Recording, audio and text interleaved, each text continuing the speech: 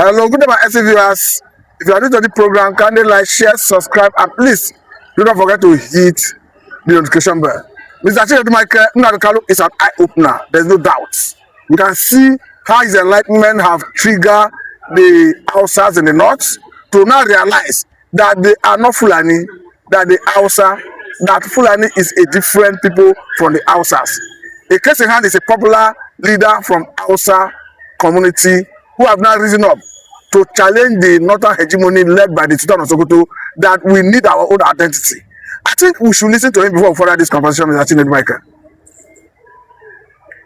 You are welcome back. Mr. Nnamdi, let us quickly digest this statement coming from this Hausa man. Let me get a take. Yes, it shows a lot of how Nnamdi Kanu'S video infiltrated the north, which they never wanted it to happen. When Nnamdi Kanu started coming clearly online, a lot of them did not believe, because of religion, because of their faith, because of what is going to happen to them. Such thing is a taboo, it's a haram, it's not being allowed. But thank God for some extremist Hausa boys and women who was able to smuggle Nnamdi Kanu's speech pertaining what actually transpired. And they were actually no go area in the northern aspect of the country, and that time I can tell you, can go and find out. You dare not put such video before the imams, before the emirs, before villages. They will see it as as total haram. So you can see some of those ladies now, maybe some of them have been outside, or some of them have just realized, oh, this is not true. What exactly is Nnamdi Kanu talking about? What do you mean by Biafra? Some of them are not even exposed to education. Some of them are not even exposed to knowledge. All they believe is that religion, that ties them with political ideology. Outside that, they do not talk about anything. But that consciousness was reawakened by some of them translating Nnamdi Kanu's videos to Hausa predominantly, and they begin to spread, and that reasoning begin to come, that consciousness begin to come, like what the Bible will always say, that salvation came through one man, and sin also came through one man. Nnamdi Kanu was the brain. That is why most of them are actually calling for Biafra support to the Hausa rising identity at this moment, trying to question the rationale of the infiltration of the Fulanis. But like I tell you, nobody knows whether it is going to be too late for them, or they are just, it's a good morning to them at this point in time. But what matters is that if we look at it the way it stands now, there are no Hausa governors anywhere in the north. There are no Hausa senators anywhere in the north. They might basically have the grassroots, in terms of the population. The Hausas have it, because you cannot compare Hausa, over 60 million Hausas, to about 10-15 million Fulanis, but the history is here, that these people actually came between the 18th and 19th century through the jihad. Now it looks as if that consciousness is already there, and they are coming out boldly. That I do not know why these people, their own understanding, the masses, the people themselves, the citizens themselves, their conception about the Igbo people is different from that of the elite, and that is why it is even believed that the northern elite are being controlled by the Fulanis. So does not represent the core decision or understanding of the general masses of Hausa population, who are indigenous people of the north. This reminds me, there is a popular Hausa TikToker that goes by the name of Simon, who of late has started talking about Nnamdi Kanu and what Nnamdi Kanu represents. He even went as far as saying that the Igbos owe Nnamdi Kanu a very big gratitude, because he's a big eye-opener. Now that the Hausas are buying into his messages, you look as if he's a dundee. Yes, yes, and even the man you are talking about, came to a realization after listening to Mazi Nnamdi Kanu's, message calling for Hausa, reawakening. Mazi Nnamdi Kanu never triggered any kind of revolution, but they just discovered that what Mazi Nnamdi Kanu was actually talking about, has become a reality. The thousands and millions of Hausas are being massacred on daily basis because by the same people, so at a time they begin to question themselves, and every time they do want to carry a reprisal attack against these people who are invading them, killing them on daily basis, they always experience the government of Nigeria being protective of these people. So Mazi Nnamdi Kanu's position, becomes a reference point, where they will make a reference that, this man is saying is the reality. And no wonder the conspiracy even spread to the southwest, where they will see a clear gang up. And Mazi Nnamdi Kanu was, unfortunately, sentenced to, life imprisonment. Even in that Sokoto prison, you can see massive Hausa youths paying him courtesy visits on daily basis.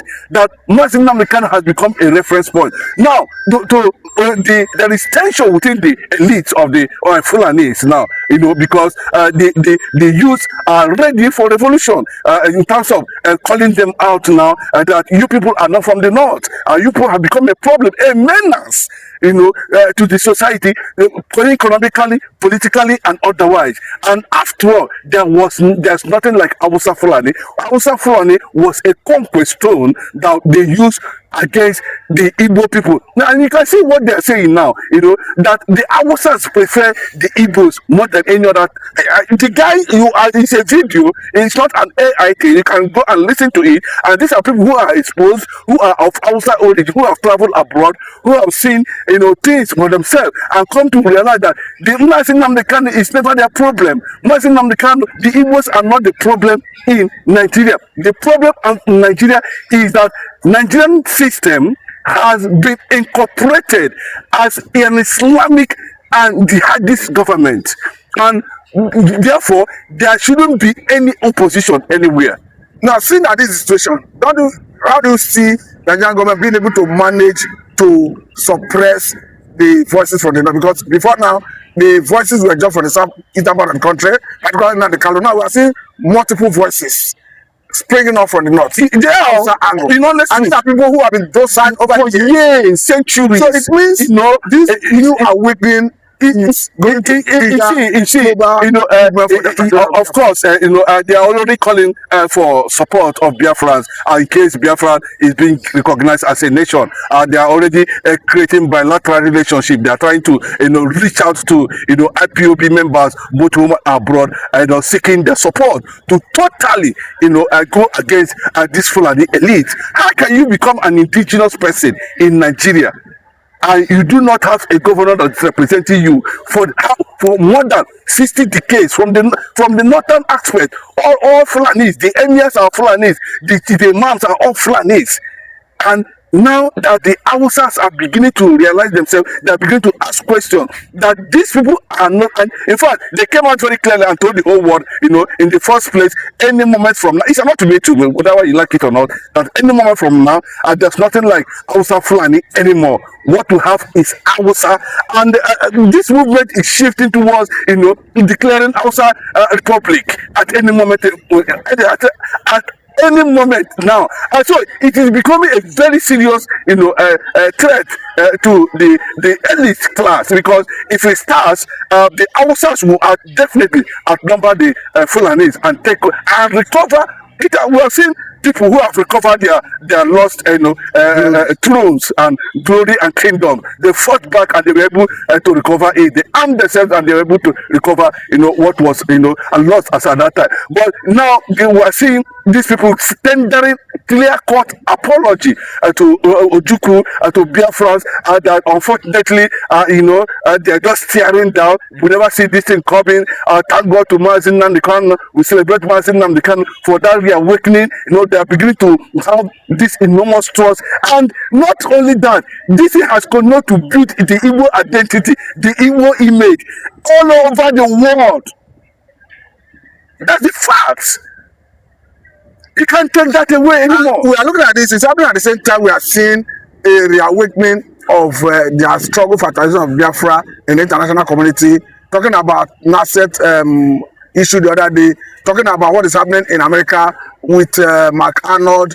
Of course, we saw the most recent that came from a former ambassador from America who automatically say divide the country. Yes, we're talking about some Black Brown who actually made that statement. And before it came up with that statement, we have seen several narratives, all asking the United States of America to go ahead and, of course, do the needful.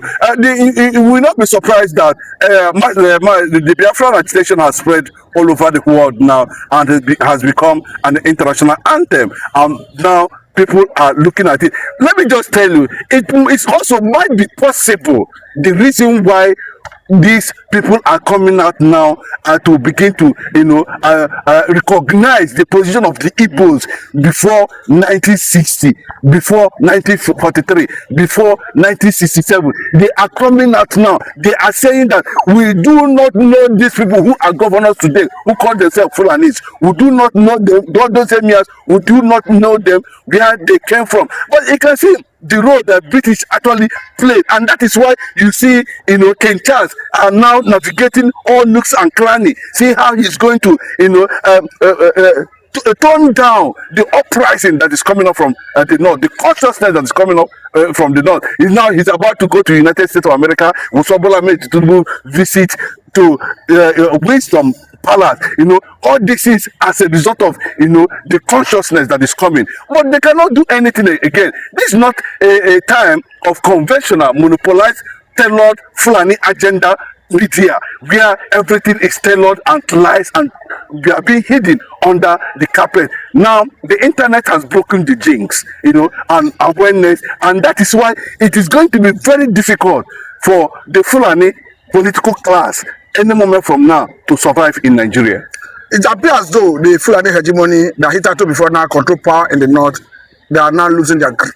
That they are victim, which is the outside, already pulling out. Remember before Bola Tinubu left to UK, the Sultan of Sokoto actually paid him a secret visit, where most of these things were actually put on ground. Now after that visit, he's trying to see, and look at the angle that Mike Arnold, is coming from. That Britain want to stop Biafra to avoid Biafra comes, they will pay £6 trillion damages compensation to Biafra, and that's what the US government is talking about now. And with the rising, and they're seeing it every day, with the rising consciousness from the it will be very difficult for the level of their heroes past to be in vain this time around. Because let me tell you, Britain is still worried about the efforts of Lord Lugard to make Nigeria one, and that effort is no longer yielding fruit, because there's going to be uprising from the Hausa communities and Hausa land trying to declare. And what they're saying now, that the declaration that they seek Biafra bilateral relationship and support, they are talking about it. They are real men, elders of the Hausa land from the northern extraction, might not be coming out, but so you can see some of them now are already on the conventional media, on TV stations, coming out to take a particular stand and start telling the whole world, that there was nothing like Hausa Fulani. Now, seeing that this is the recent developments, we understand that the Fulanis, they came into the part of the world in sometime 19th century, but came from Senegambia. Do you foresee a situation where they may be returning to Senegambia or they will negotiate their way to remain here? No. The first thing to do at the end of the day, if they don't allow the people to take over their destinies the way it's supposed to be, there's going to be serious uprising against them. And there are less than 10 million people. You cannot equate them with over 60 million people. And they can now, and that is why the growing population in the north is being seen as a threat. And because it's a threat, this will now went as far as arranging military from Chad, from Senegal, from everywhere now. And that is why we are seeing these people, so that they keep on suppressing them on daily basis. Why the Fulani elites, the political class, continue to pretend as if there's nothing that's happening. You can see the recent army chief saying that Boko Haram are our friends and others. Or can you not say something? They just want to cover up why they keep on suppressing the northern, because in the whole world they want to make Nigeria their indigenous place. Let them go to Senegambia, where they come from, and see whether the Afro-Asia, that's what they call the Fulanis in those days, they call them the Afro-Asia, and see whether they will accommodate them there. Mali does not need them.